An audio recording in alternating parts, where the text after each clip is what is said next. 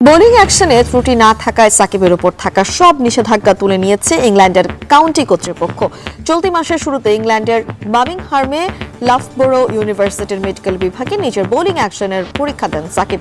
সেই পরীক্ষায় মোট 4 ওভার বল করতে হয় সাকিবকে। 24 ডেলিভারি বিশ্লেষণ করে মেলেনি কোনো ত্রুটি, তাই সাকিবের উপরে থাকা সব নিষেধাজ্ঞা তুলে নিয়েছে কাউন্টি কর্তৃপক্ষ।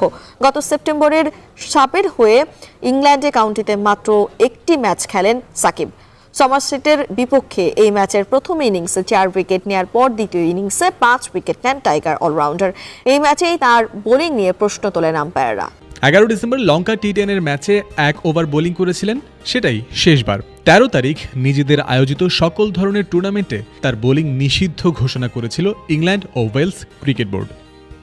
দুদিন পর 15 ডিসেম্বর এক বিবৃতির মাধ্যমে বিসিবি পরিষ্কার করে দেয়, আন্তর্জাতিক ক্রিকেট সহ বিশ্বের অন্য কোনো ফ্র্যাঞ্চাইজি লিগেও